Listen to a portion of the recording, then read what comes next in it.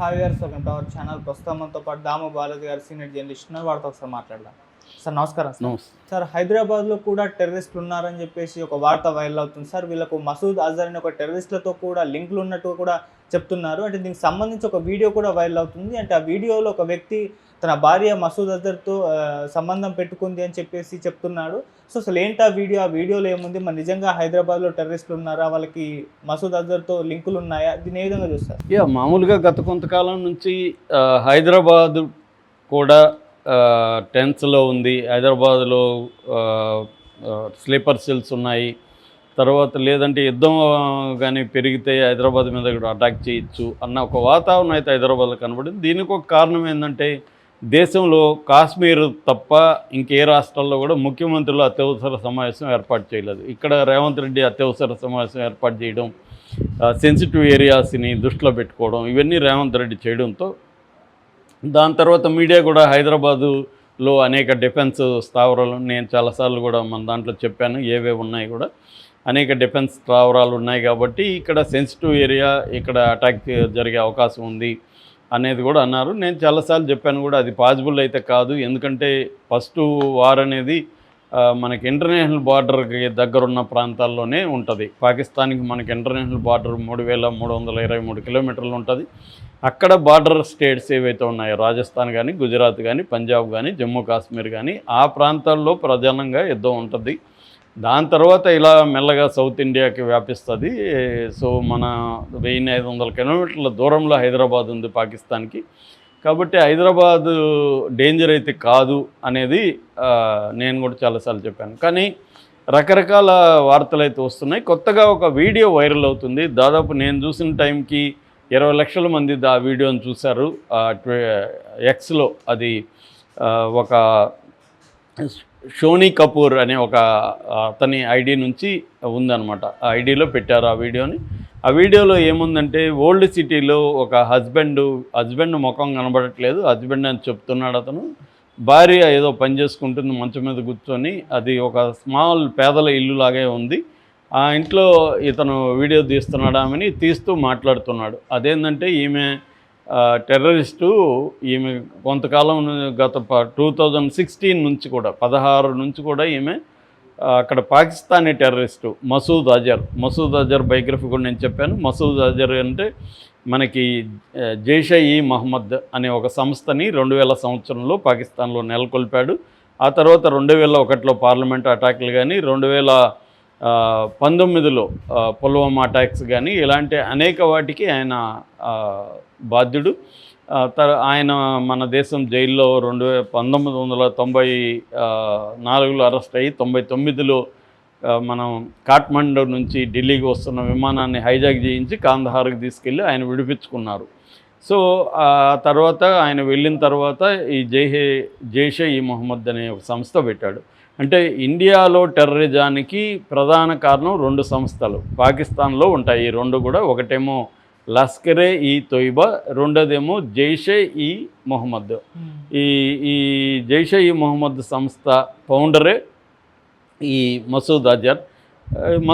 మొన్న ఆపరేషన్ సింధూర్లో భాగంగా బహవల్పూర్ అనే ఏరియాలో మనం అటాక్ చేసాం. ఆ బహవల్పూర్ ఆ టెర్రరిస్ట్ క్యాంప్ ఏదైతే ఉందో, ఆ క్యాంపులో ఈ మసూద్ అజర్ బంధువులు, వాళ్ళ అక్క, వాళ్ళ బావ, వాళ్ళ పిల్లలు, ఇలాగా మొత్తం 10 మంది చనిపోయారు.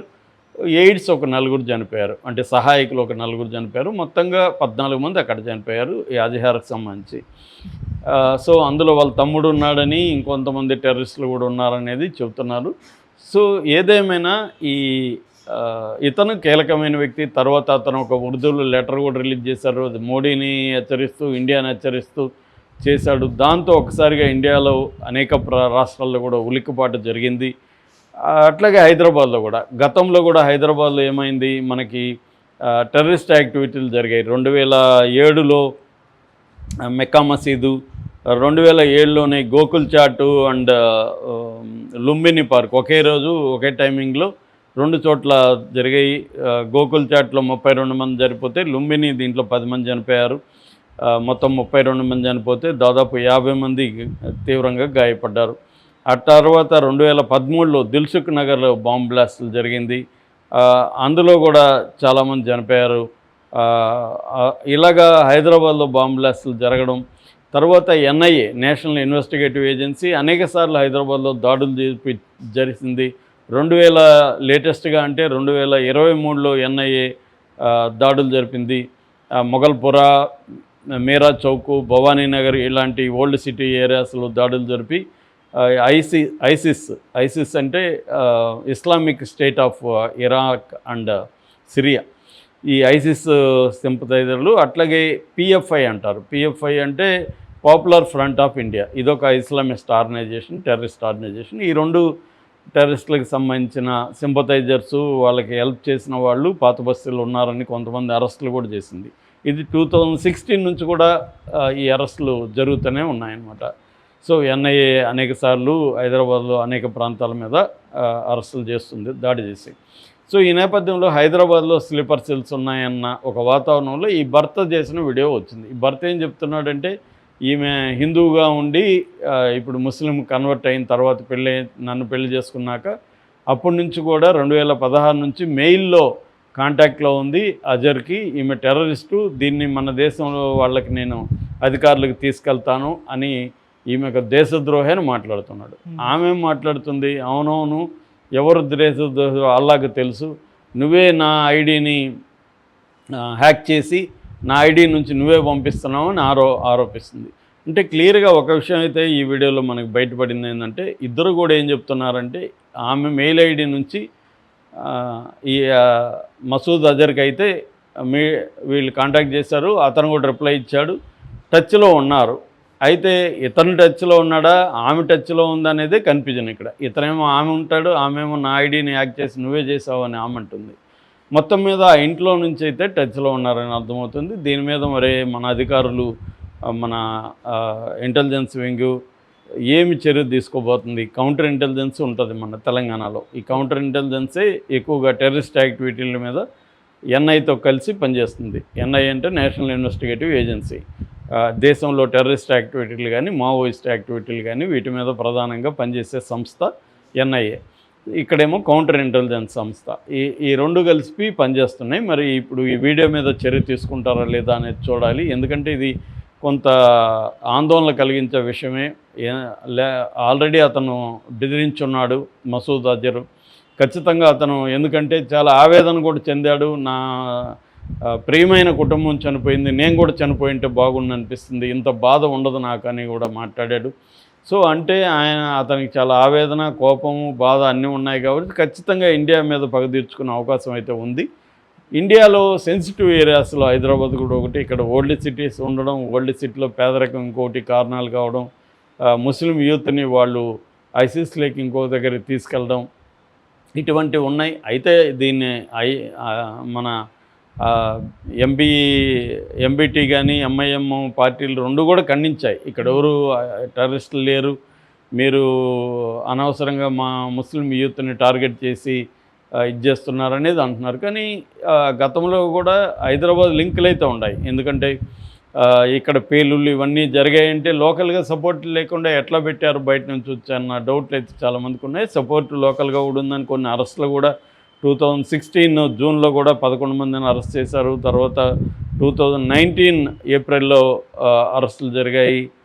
తర్వాత మార్చి 21లో కూడా కొన్ని దాదాపు 20-30 లొకేషన్లలో సెర్చీలు అవన్నీ జరిగాయి. కాబట్టి టెర్రరిస్ట్ యాక్టివిటీస్కి హైదరాబాద్కి లింక్ అయితే ఉంది. ఇప్పుడు ఈ వీడియో రావడంతో డైరెక్ట్గా ఒక ఫ్యామిలీ మెయిల్, మరి భర్త చేస్తున్నాడా భార్య చేస్తున్నాడా తెలియదు క్లియర్గా, కానీ వాళ్ళిద్దరికి కూడా ఒప్పుకున్నారు. ఆమె నేను చేయట్లేదు అని అనలేదు, నా ఐడి నుంచి నువ్వు చేసావు అంటుంది. సో అంటే జరిగినట్టే కదా. ఆమె ఐడి నుంచి అయితే మసూద్ అజర్, మౌలానా అజర్ మసూద్ అని చెప్తున్నారు వాళ్ళు. సో ఈ మౌలానా మసూద్ అజర్ని కాంటాక్ట్ చేయడం మాత్రం జరిగి ఉంటే మాత్రం డేంజరస్. వాళ్ళని మరి విచారిస్తారా, దీని నుంచి ఈ వీడియో నిజమేనా, లేకపోతే భార్యాభర్తల గొడవల వల్ల ఇలా మాట్లాడుకున్నారా? ఎందుకంటే భార్యాభర్తల గొడవలు మాట్లాడుకుంటే ఇద్దరు కూడా ఇతరుల ఆరోపణల్ని ఖండించాలి. ఆమె ఏం ఖండించాలి, అసలు నేను ఎప్పుడు ఇవ్వలేదు, నిరూపించును, ఎవరికి చెప్పుకుంటే చెప్పు అనాలి. అది అనట్లేదు ఆమె, నువ్వే చేసావు అని ఆమె చెప్తుంది. అంటే ఆ మెయిల్ ఐడి నుంచి వెళ్ళినట్టే కదా అనేది ఇప్పుడు అందరికీ ఆందోళన కలిగిస్తున్న అంశం. మరి దీన్ని మన ఇంటెలిజెన్స్ ఏజెన్సీస్, పోలీసులు సీరియస్గా తీసుకొని ఏం చేస్తారనేది చూడాలి. Okay sir, thank you so much.